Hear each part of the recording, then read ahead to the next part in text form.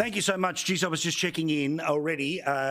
Well, quite a lot of people have been helping out Kids Helpline. We'll check in with their boss a little bit later. But, yeah, some really special donations. We'll get to all of that in a second. Some special people who I know care deeply about the cause, but also the causes of why they are in Canberra right now, which is none other than Linda Scott, of course, labelled her bootstraps, but she's just there to help, just like Stephen Conroy, and a man who was just secretly, just emotionally holding her hand under the desk because they get a chance to see each other, is none other than James Ashby, of course, from One Nation. And you're holding hands mentally, emotionally. You're both partnered up. It's not on the cards, but I'm just saying we can feel the cross-party love tonight. We're fired up off screen and we're fired up on screen, Paul Murray. I want to say we're sharing a hotel tonight. No, we are definitely not doing. Yeah, I certainly hope that the term. Yeah, how dare you? How dare I get it? All right, now let us talk separate bunks. Don't worry, everyone. Which is interesting report came out from the Bureau of Statistics today, which actually showed like 1 million people who currently work would like to work more hours. They've got the time, they've got the inclination, but there is not the work for them to find. There's also about 1 million people who aren't even actively involved right now in searching for a job, who have basically openly said that to some degree they would like to go and find a job.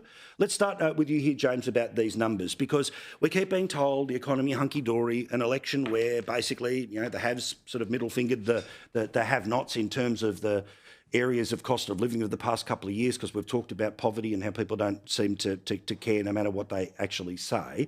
But what do these numbers say to you? Is this a bunch of people who want to work but there's not enough work, or there's a way of reading this as there's plenty of people who can but won't?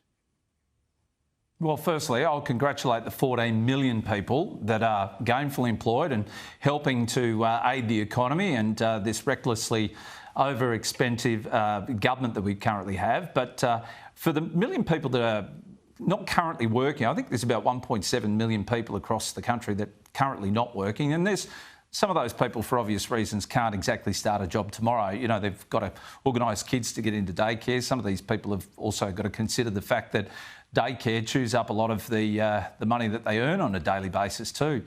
So it's not worth going back to work. But there is no need for people not to have a job in this country. We're importing more workers than ever before. I know in my hometown of Yeppoon there, I regularly speak to restaurants and other businesses that are craving for people to go and work.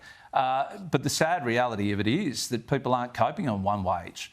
And so they are going out there. Some are forced to work 2, 3 jobs. Others just can't afford to put any more time into it because they've got families. But we don't have a problem with jobs in this country. We've got a problem with the taxation system. We've got a problem with the ability to find childcare that hasn't been dealt with, despite Labor raving on about how great they are with childcare. There's plenty of problems out there. But when you talk to business owners, they are craving for workers at the moment.